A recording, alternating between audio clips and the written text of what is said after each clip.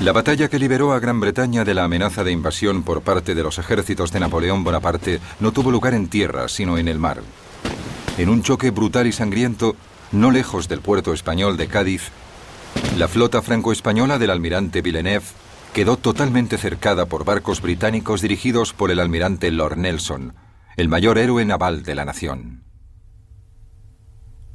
La batalla naval más famosa de la historia se libró un tranquilo día de octubre de 1805 en Trafalgar.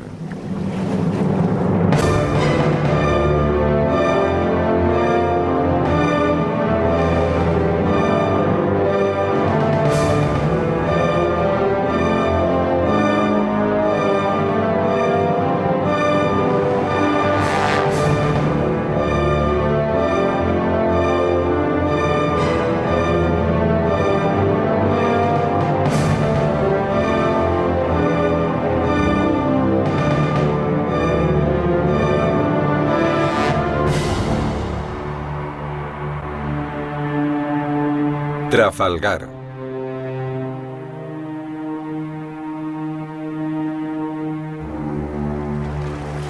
El Tratado de Amiens, firmado el 25 de marzo de 1802, otorgó a Gran Bretaña y a Francia una paz frágil que duró poco más de un año. Napoleón detestaba a los británicos, cuya victoria en la batalla del Nilo en 1801 había echado por tierra sus planes para Oriente Medio. Además, el tratado fue apenas un intervalo entre guerras, durante el cual el emperador reconstruyó su armada y urdió minuciosos planes para invadir Inglaterra. Cuando las hostilidades entre los dos países volvieron a comenzar en 1803, Napoleón había construido ya una impresionante armada, por lo que el temor británico a una invasión francesa crecía día a día. El clamor público británico para que se diese una respuesta tangible al renovado militarismo francés hizo que las defensas terrestres del país fueran mejoradas significativamente, y Gran Bretaña, al igual que la Francia de Napoleón, también empezó entonces a reforzar su armada.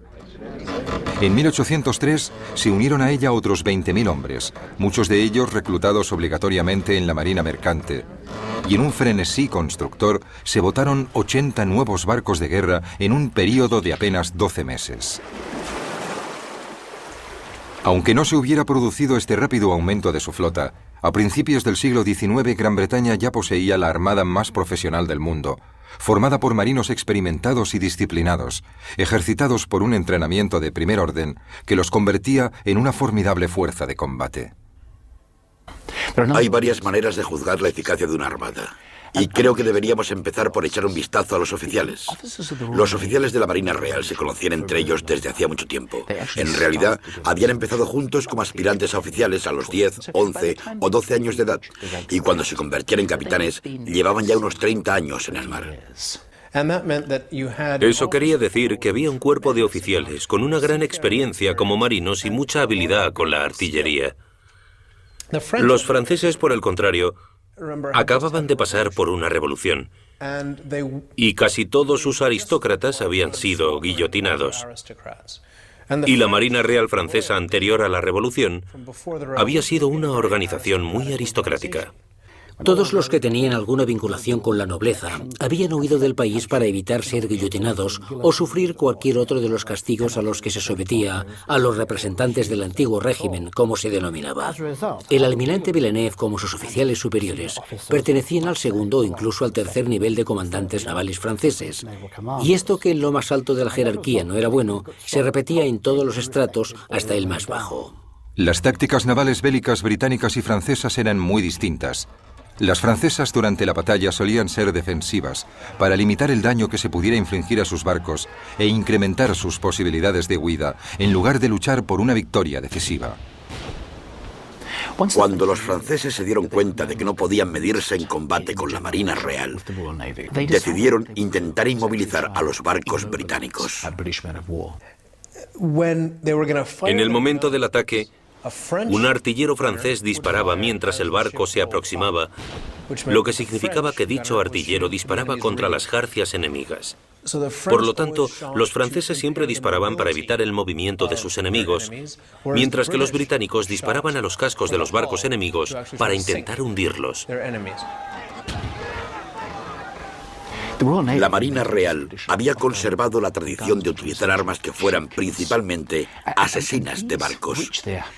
Y estas llegaron a su apogeo con el Carignan, un arma que parecía un enorme mortero. Estas armas se fabricaban en la ciudad escocesa de Carin, por eso se llamaban Carignan. En la Marina Real también se las conocía como aplastadoras, y los franceses las llamaban armas del diablo por los daños que podían infligir. Se disparaban a poca distancia de los barcos enemigos. Y disparaban proyectiles de 30 kilos. Eran armas muy potentes, pero alcanzaban poca distancia. Ese fue el primer cañón que se disparó desde el Victory en la batalla de Trafalgar.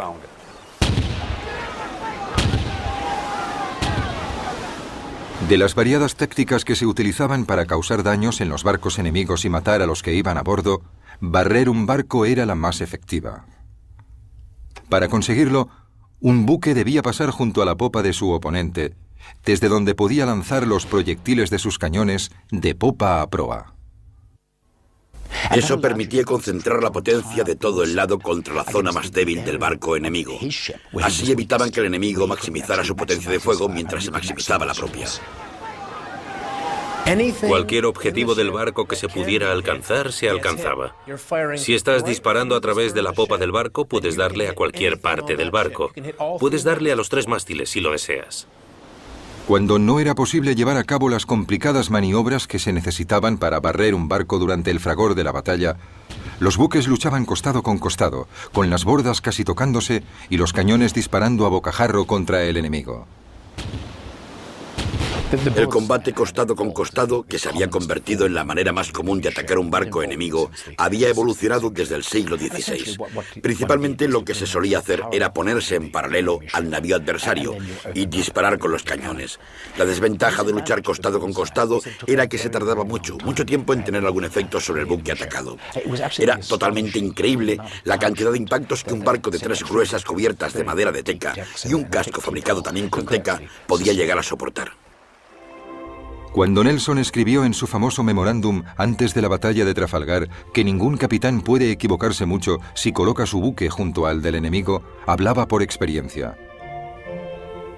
Había visto los efectos de un ataque costado con costado lanzado contra el interior estrecho de las cubiertas de armas de un buque de guerra.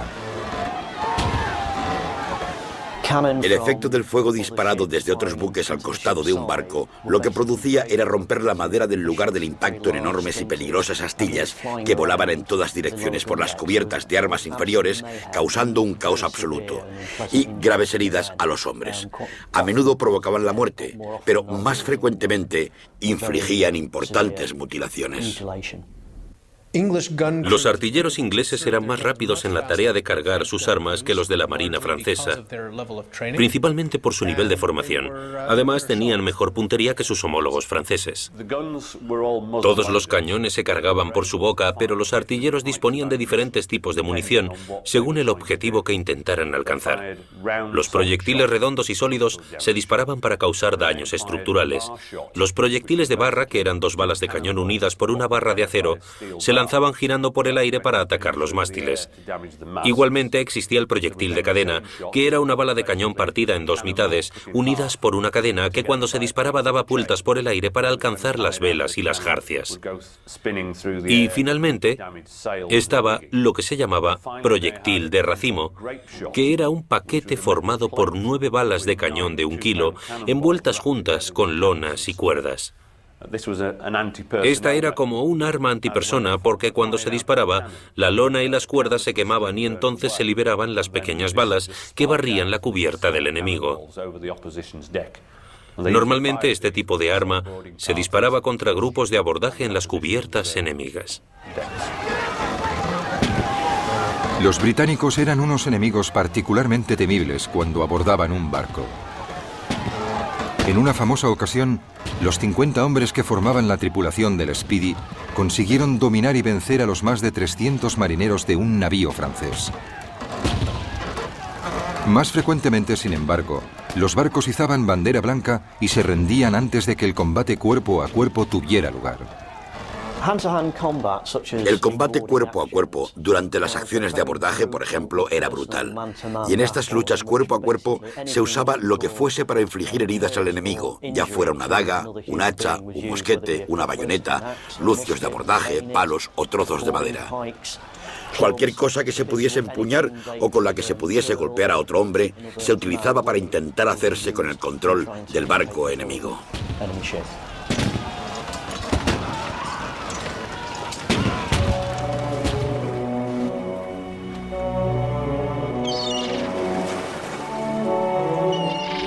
Las tácticas generales de combate entre flotas durante la época de la navegación a vela estaban dictadas por consideraciones prácticas.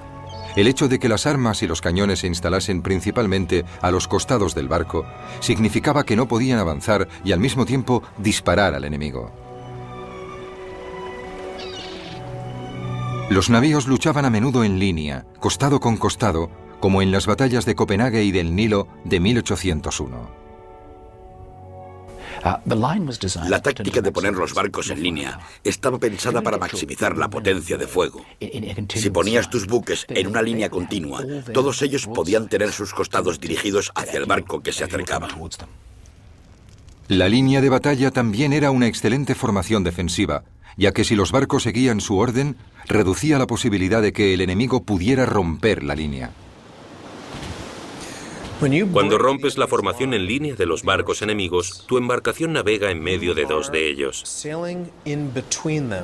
Y cuando pasas entre dos buques enemigos, cada costado de tu barco puede barrer al navío que tiene a su lado.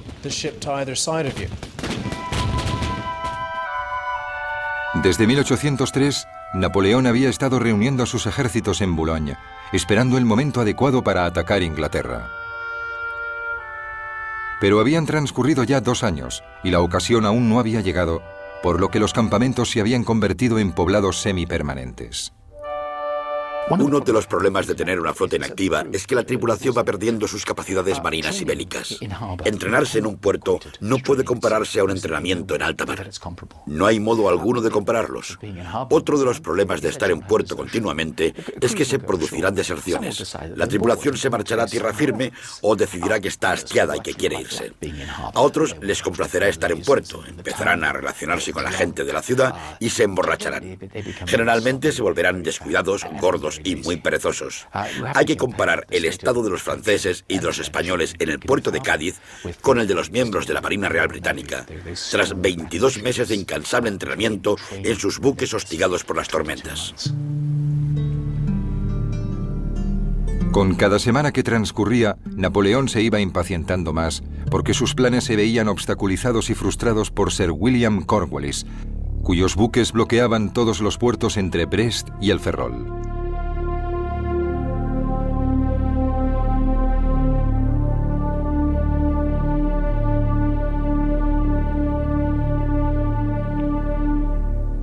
Y también por Cuthbert Collingwood, que hacía lo mismo en el puerto de Cádiz. Y además, la flota británica estaba bajo el mando de un hombre que llevaba mucho tiempo siendo la piedra en el zapato del emperador, Horatio Nelson. Horatio Nelson era, sin la menor duda, el mayor héroe que habían dado las islas británicas durante las largas y difíciles guerras napoleónicas.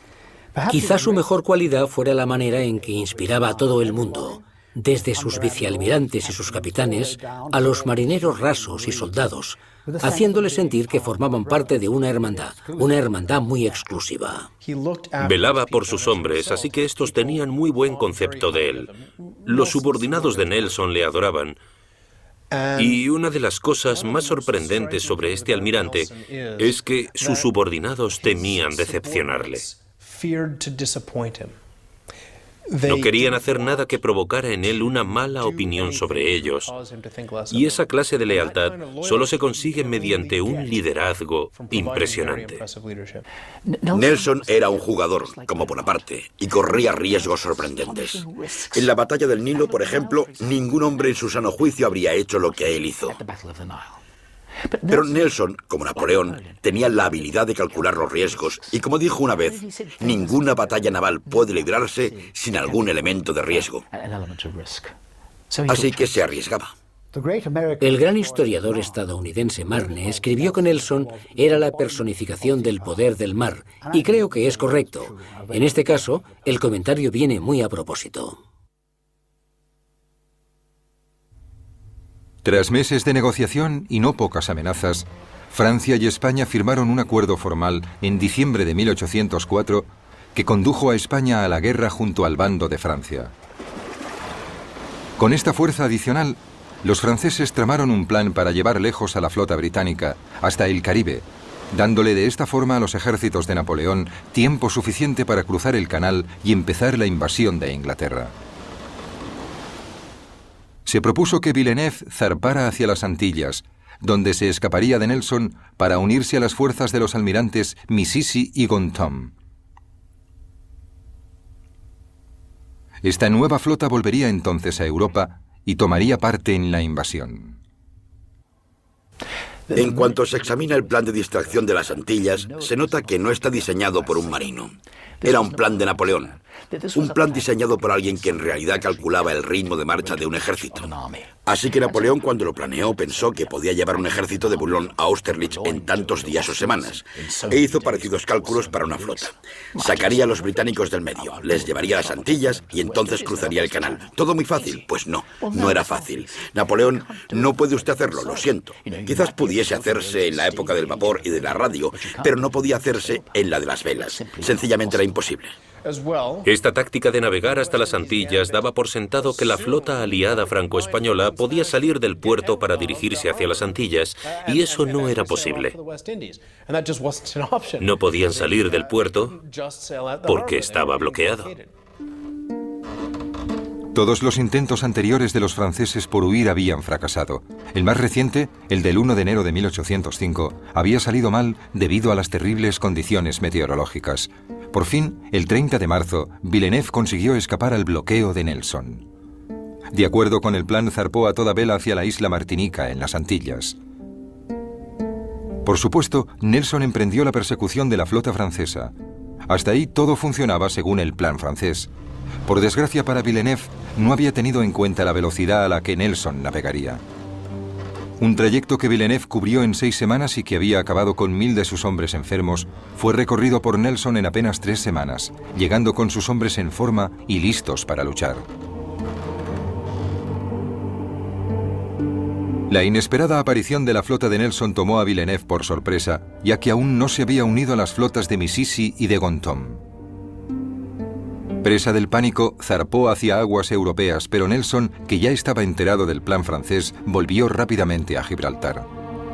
Haciendo caso omiso de las órdenes de Napoleón de zarpar hacia el norte de Francia, Villeneuve se dirigió hacia la costa andaluza, al puerto de Cádiz, donde inmediatamente lo bloquearon Collingwood y Cornwallis. El plan francés para deshacerse de la armada británica había empezado de la peor forma posible. Los franceses no podían permitir que la situación continuara así. Napoleón exclamó: "Necesito unos días sin la Marina Real inglesa para poder invadir Gran Bretaña". Insistió mucho en que los barcos franceses salieran del puerto y lucharan. Por otro lado, para la Marina francesa no habría sido bueno que toda su flota se hundiera o, peor aún, fuese capturada por la Marina Real. Así que los franceses se encontraban en la difícil tesitura de decidir si se quedaban en el puerto y fracasaban, o salían del puerto y fracasaban también. Napoleón se mostraba siempre muy impaciente ante los problemas a los que se enfrentaban sus marinos.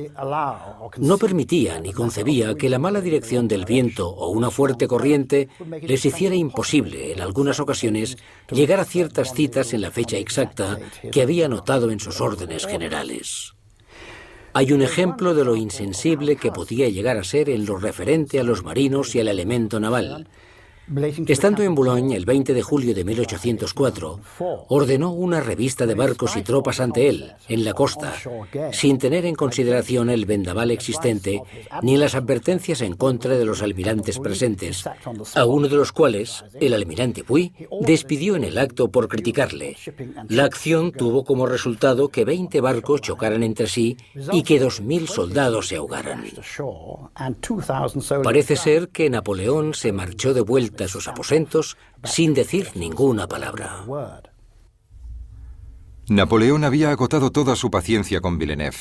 Convencido de que la negativa del almirante de abandonar Cádiz estaba causada por su cobardía, el 16 de septiembre el emperador le ordenó zarpar hacia Nápoles, exigiéndole que cuando encuentre al enemigo en inferioridad de condiciones, ataque sin dudarlo y consiga un resultado positivo. Pero el 16 de septiembre al anochecer, la flota francesa aún no había zarpado para encontrarse con adversario alguno, fuese inferior o no. Al día siguiente, Napoleón, enterado de todo y por ello todavía más furioso con Villeneuve, decidió reemplazarlo por el vicealmirante Rosilly, que fue inmediatamente enviado a Cádiz para comandar la flota. Pero no llegaría a tiempo para tomar el mando en Trafalgar porque Villeneuve, finalmente incitado por el nombramiento de Rosilly, decidió obedecer al emperador y abandonar el puerto el 18 de octubre. Villeneuve hizo una salida en falso. La razón por la que decidió zarpar el 19 de octubre de 1805 fue porque supo que habían enviado a otro almirante desde Francia para que se hiciera cargo de la escuadra. Así que Villeneuve decidió que antes de que ese nuevo almirante llegara, iba a vencer a los británicos. Lo que se proponía hacer era encontrarse con la escuadra de bloqueo británica, que él imaginaba sería más bien pequeña, vencerla en combate y entonces zarpar hacia el Mediterráneo. Así podría apuntarse un buen tanto ante Napoleón Bonaparte. Quedaban apenas unas horas para la batalla de Trafalgar.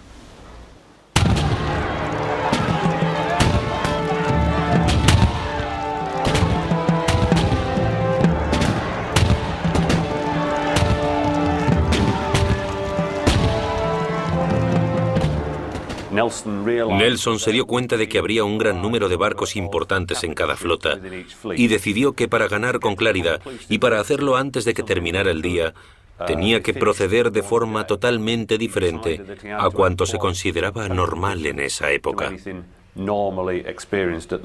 Y se le ocurrió la táctica de atacar perpendicularmente la línea de la flota franco-española. Nelson organizó a su flota en dos columnas y se dispuso a dirigirse directamente hacia la línea franco-española. Esto iba en contra de los procedimientos bélicos convencionales. Significaba que durante un tiempo las dos columnas británicas estarían totalmente expuestas a las andanadas de la flota enemiga. Pero también significaba que, si sobrevivían a ello, podrían romper la línea aliada. Iban directos hacia la línea de la escuadra aliada. Así que a la izquierda, Nelson atacó la línea de batalla justo en el medio. Collingwood la atacó por la derecha y la mitad de la línea francesa siguió adelante alejándose de la batalla. Y mientras esa mitad de la flota aliada intentaba virar y volver, maniobra muy difícil de realizar con un barco de vela, Nelson y Collingwood estarían castigando y destruyendo al resto de la flota francesa. A las 6 de la mañana del 21 de octubre de 1805, la flota británica formó en dos columnas, según lo planeado. La primera columna de 15 barcos estaba dirigida por Collingwood a bordo del Royal Sovereign, y la segunda, con 12 barcos, estaba dirigida por Nelson a bordo del Victory. Mientras navegaban hacia la flota aliada, Nelson hizo la señal de preparados para la lucha, y los hombres de la flota británica se dispusieron a librar batalla. Se guardaron los muebles y todos los objetos innecesarios fueron lanzados por la borda. Se sacaron las armas pequeñas, se apagó el horno de la galera y se cubrieron las cubiertas de arena. A las 8 de la mañana, Villeneuve emitió una orden que asombró a los oficiales y marineros de ambas flotas. Quiso que los barcos alterasen su rumbo y volviesen hacia Cádiz. Confusos y ya muy desmoralizados, Los hombres de la flota aliada empezaron a hacer virar sus barcos, pero lo hacían despacio y de forma desigual. Y a cada minuto que pasaba, los barcos de Nelson se acercaban cada vez más. El almirante inglés podía notar la confusión de los buques aliados y estaba decidido a cortarles la retirada hacia Cádiz. Mientras observaba la escena, un capitán español apuntó: «La flota está maldita. El almirante francés no entiende su cometido».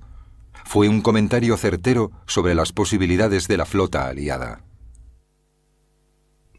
Villeneuve no era un incompetente. Sencillamente no estaba a la altura de la misión. Pero no había almirantes franceses lo suficientemente jóvenes y enérgicos para tomar el mando de la flota, excepto Villeneuve. Así que lo enviaron a él. Odiaba esa situación porque sabía que no estaba a la altura, y desde la batalla del Nilo padecía un miedo personal a Nelson. Cuando se estudia la figura de Villeneuve, se tiene la sensación de que por la noche se despertaba gritando que Nelson iba a por él. Lord Nelson le causaba pavor. No obstante, era lo mejor que tenían los franceses. Si Villeneuve hubiera servido en la Marina Real con tripulación británica, en un navío británico, habría estado al mismo nivel que muchos tenientes de Nelson. Pero no era así. Servía en la Marina francesa y tenía que realizar su misión lo mejor posible con los materiales de que disponía.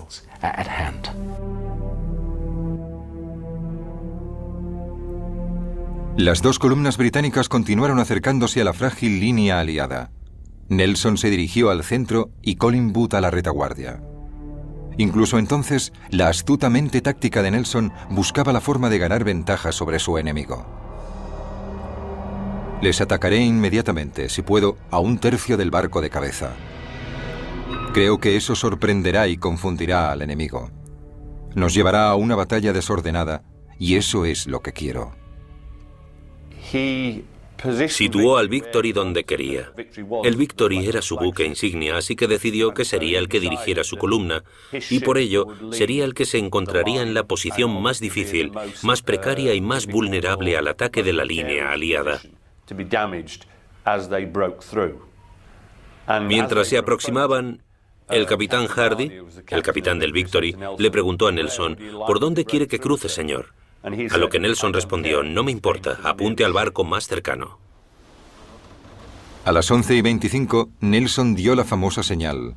Inglaterra espera que cada hombre cumplirá con su deber, que fue recibida con vítores desde los navíos británicos. Parece que esa indicación debía causar una gran emoción en toda la flota, y en algunos barcos así fue, siendo recibida con vítores. Pero en el Royal Sovereign, el comandante Collingwood, el segundo al mando de Nelson, se molestó mucho. Y parece ser que al leerla dijo: ojalá Nelson dejara de enviar esas indicaciones. Sabemos perfectamente lo que tenemos que hacer. A las 12:20, Nelson dio la señal final que decía: pretendo forzar o atravesar la línea enemiga para evitar que vuelvan a Cádiz. Los hombres del Redoutable entendieron lo que pretendía el almirante y cerraron el espacio que quedaba entre este barco y el Bucentaure, negándole al Victory el espacio que necesitaba para pasar entre los dos navíos franceses. El Victory quedó bajo el fuego de los costados del Redoutable y del Santísima Trinidad, y como no había llegado aún a la línea, no les pudo devolver los disparos. El Victory sufrió graves daños. La mayor parte del trinquete desapareció y la mitad del mástil principal quedó destrozado, así que el Victory perdió gran parte de su capacidad de navegación. Mientras tanto, al sudeste de Nelson y del Victory, el Royal Sovereign de Collingwood se convirtió en el primer buque británico en llegar a las líneas enemigas. A pesar de estar expuesto al fuego adversario, atacó al buque insignia español, el Santa Ana, que entonces era el mayor buque de guerra del mundo. El Royal Sovereign no disparó hasta situarse junto a su oponente, y entonces lanzó una terrible andanada a bocajarro contra el Santa Ana, causándole grandes daños y muchas bajas. Fue un gran éxito para Collingwood y para la flota británica, pero como contrapartida, el Royal Sovereign recibió rápidamente el ataque del San Justo y el San Leandro. Solo la oportuna llegada del Belil del capitán Harwood y del Mars y del Tonan poco después lograron que los barcos aliados se alejaran. El Royal Sovereign continuó su despiadada descarga de artillería contra el buque insignia español hasta que a las 2:15 de la tarde, con los 3 mástiles destrozados, el Santa Ana se rindió a Collingwood. 340 marineros españoles habían muerto o resultado heridos durante el ataque. El Royal Sovereign también se encontraba muy dañado, con 141 hombres muertos o gravemente heridos esparcidos sobre las cubiertas.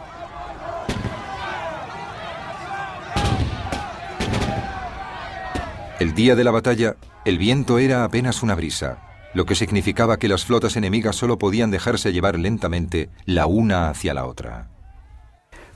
Esta falta de viento tuvo un importante efecto en la forma en que se libró la batalla de Trafalgar.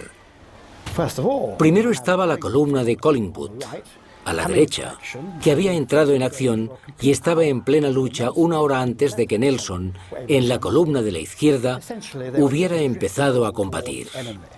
En realidad, se dejaba llevar por el suave viento hacia la flota enemiga, con escasas posibilidades de controlar su velocidad y su avance. En todo caso, casi todos los barcos habían izado sus velas de batalla, reduciendo velamen antes de lanzarse al ataque. Así que podían hacer muy poco, y esto fue lo que dictó las distintas fases de la batalla. Mientras avanzaba lentamente, el Victory, gravemente dañado, recibía los ataques del Redoutable y del Bucentaure. Y con 50 bajas, aún no podía abrir fuego.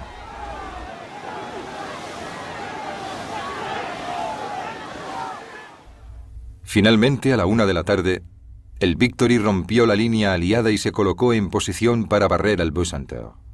Lo hizo con una eficacia devastadora, dejando al buque francés muy dañado y vomitando un humo denso y negro. Cuando el Victory rompió la línea, lo hizo por la popa del barco francés Bucentaure. Después, la tripulación intentó apartar las velas que habían caído y los mástiles que habían sido derribados y que todavía se hallaban sobre la cubierta. Mientras hacían estas tareas, se iban aproximando al barco que seguían al Bucentaure, el Redoutable. Se acercaron tanto que ambos buques terminaron arrimados el uno al otro, siendo el Victory abordado por un tiempo. Incluso en esta desesperada situación, con los cañones a punto de tocarse, las armas francesas seguían disparando a las jarcias del Victory, mientras el barco británico lanzaba su artillería contra el casco y las cubiertas del buque francés. A la 1:25 se produjo el momento de mayor dramatismo.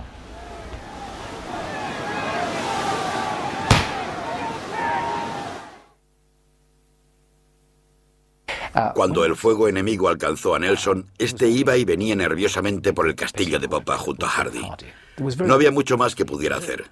Tenía que dejar que los hombres le vieran para mantener alto su espíritu combativo. Nelson no usaba la chaqueta de su uniforme. Vestía una levita raída, pero como era caballero de 4 órdenes de caballería diferentes, tenía bordadas las insignias de dichas órdenes en la levita. Era un objetivo claro, pues aunque no llevara su uniforme de almirante, portaba una chaqueta que cualquiera podía distinguir. Nelson se hallaba cerca del hueco de la escotilla, y mientras estaba encarado hacia la popa, una bala venida del Redoutable le alcanzó de lleno. Le entró por el hombro, le atravesó el torso y se le incrustó en la columna vertebral. Al levantarlo del suelo, Nelson le dijo a Hardy: «Al fin han acabado conmigo, Hardy. Me han roto la columna». Inmediatamente sacaron a Nelson de la cubierta. Le llevaron, herido de muerte, a la cabina del Victory, que estaba llena de marineros muertos o moribundos, en una escena que Alexander Scott, el capellán del barco, compararía más tarde con el caos de una carnicería. En medio de esa pesadilla de miembros amputados y cuerpos destrozados, el almirante Nelson yacía moribundo. A los marineros y oficiales heridos en un buque de guerra se les atendía bajo las cubiertas en la cabina del piloto. Los cirujanos trabajaban allí abajo. Era una escena horrible. Allí llevaron a Lord Nelson. Los marineros lo llevaron en brazos hasta la cabina, pero cuando el cirujano le dijo: Intentaré salvarle, señor. Nelson le respondió, no pierda el tiempo conmigo, voy a morir. Noto que tengo la columna partida. Noté cómo la bala me rompía la espalda. Nelson dijo que sentía que sangraba cada vez que respiraba. Y repitió que estaba acabado. No se moleste por mí. Vaya a atender a los hombres que pueda salvar. A las 2 de la tarde, el Redoutable se rindió finalmente izando la bandera blanca. Atacado por el Victory a babor y por el Temerine a estribor, tanto su valiente capitán, Jean-Jacques Lucas, como su tripulación habían luchado con coraje. El Redoutable había empezado la batalla con 643 oficiales y tripulantes. Cuando el malherido Lucas entregó su espada para rendirse, no sabía que 487 de ellos habían muerto y que otros 81 sufrían heridas mortales. Solo 75 hombres estaban lo bastante bien como para poder tripular el barco. A los británicos no todo les estaba saliendo bien. Era evidente que el Victory estaba prácticamente destruido. A todos los efectos, a las 3 de la tarde, era solo un bulto flotando, debido a la potencia del ataque del Redoutable. El Royal Sovereign de Collingwood era el que había sufrido los peores ataques. Había sido rodeado por 5 barcos franceses y españoles que lo habían destrozado. Pero los barcos aliados también se habían causado tantos daños entre ellos como los que le habían infligido al Royal Sovereign. A las 2 menos cuarto, Villeneuve le había hecho señas al Formidable en la vanguardia aliada, transmitiéndole la orden desesperada de que fuera a ayudar al resto de la flota. Pero el almirante Dumanoir, al mando del Formidable y a la cabeza de unos 10 barcos de su división que no habían sido atacados, hizo caso omiso del mensaje del almirante francés. El comportamiento de Dumanoir es uno de los grandes imponderables de ese día. ¿Qué estaba haciendo? ¿Por qué no viró más rápidamente? ¿Era un cobarde? ¿O había otra razón que lo motivaba? No puedo creer que fuera un cobarde, y no creo que los historiadores en general piensen que a Dumanoir le faltara arrojo para luchar. Dumanoir odiaba a Villeneuve. Existía un gran conflicto entre ellos. Eran rivales desde hacía años y Dumanoir sabía perfectamente lo que intentaba hacer Villeneuve con el Victory para ascender de categoría y continuar con su oposición a Napoleón Bonaparte. Sabía que habían enviado a otro oficial para comandar la flota franco-española y que Villeneuve se había lanzado a la batalla solo para escalar profesionalmente. Hasta las 2:30 de la tarde no viró para acercarse al combate, pero en ese momento ya solo quedaban 5 barcos aliados. El Rayo, el Francisco de Asís y el Eros, que se dirigían rumbo al norte, alejándose de la batalla tanto como podían, mientras que el San Agustín y el Intrepid habían tomado por propia iniciativa la decisión de dirigirse hacia la batalla. Dumanoir apenas tenía viento para virar rápidamente. Cuando finalmente logró hacerlo, seguía sin haber suficiente viento para lograr acercarse con rapidez al escenario de la batalla. Así que se desplazaba lentamente porque, como se trataba de barcos de vela, sin viento no avanzaban. Solo soplaba una suave brisa y Dumanoir tenía que dirigirse tan raudo como fuera posible hacia la batalla. Pero no podía hacerlo. La reducida división de Dumanoir llegó finalmente 3 horas después de que hubiera empezado la lucha, y no lo hizo con facilidad.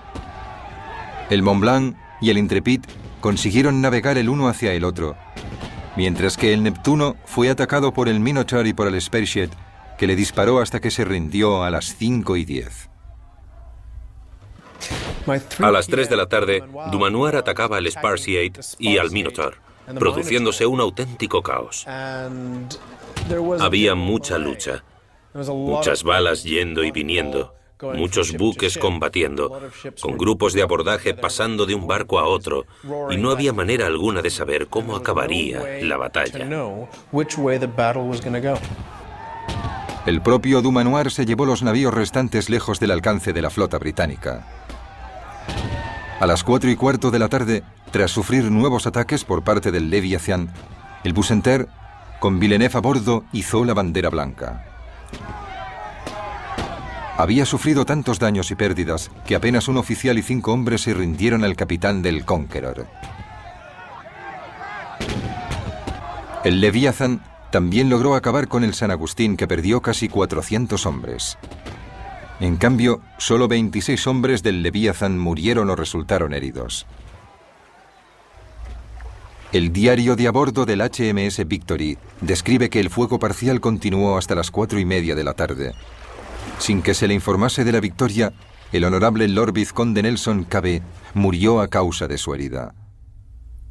Tras casi 3 horas, al almirante se le había escapado finalmente la vida en el momento de su victoria más importante. El barco donde murió es hoy un altar dedicado a su memoria. La muerte de Nelson es una de las muertes mejor documentadas de todos los tiempos. Está en el inconsciente colectivo de los británicos. Todo el mundo sabe que las últimas palabras de Nelson, o unas de las últimas palabras que dijo, fueron «Bésame, Hardy». Se conocían de toda la vida. Era como un hermano que abandonara a sus hermanos. Y había vivido lo suficiente para dar órdenes al principio de la batalla. Una de las últimas órdenes que dio antes de luchar fue que todo el mundo anclara en cuanto acabase la batalla, para que la flota no se dispersase. Esa orden se llevó a cabo justo después de su muerte. Durante la batalla, cuando dispararon a Nelson, este ordenó que le cubrieran la cara mientras le llevaban a la cabina para ser atendido. Incluso entonces sabía que su figura daba mucha moral a la Marina Real y no quería reducir la eficacia en la lucha del Victory. Así que pidió que le pusieran un pañuelo sobre el rostro. Cuando Nelson murió y las tripulaciones inglesas empezaron a conocer la noticia, primero en el Victory, después en el resto de los barcos, y por supuesto, al llegar finalmente la noticia a Inglaterra,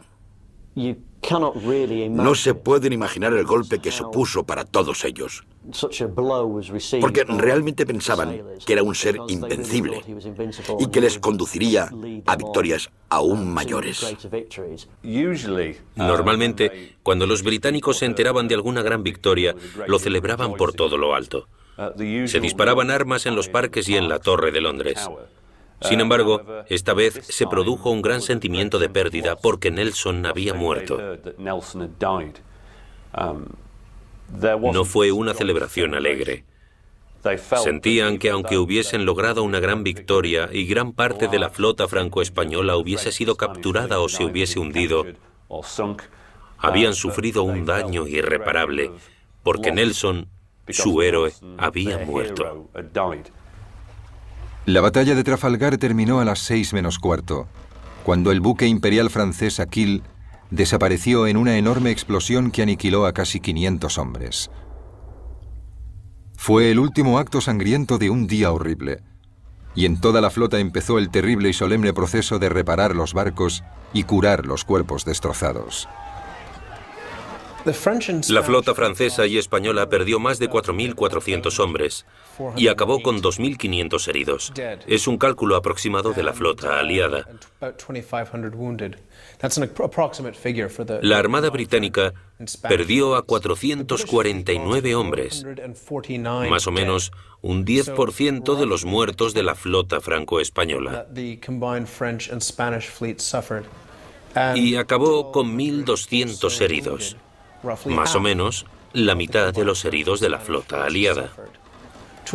En gran parte se debió a que los artilleros británicos disparaban a los cascos franceses, así que había muchas astillas volando en dichos barcos y matando gente, mientras que los franceses intentaban inmovilizar los barcos ingleses con su artillería y disparaban a las velas y a las jarcias para conservar el barco y llevárselo como botín, por lo que no mataron a tantos marineros británicos.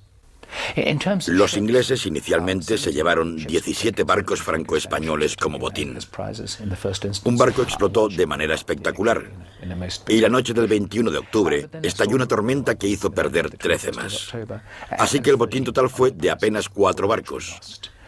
De los 27 buques británicos que habían entrado en combate, casi la mitad estaban fuera de servicio la noche del 21 de octubre.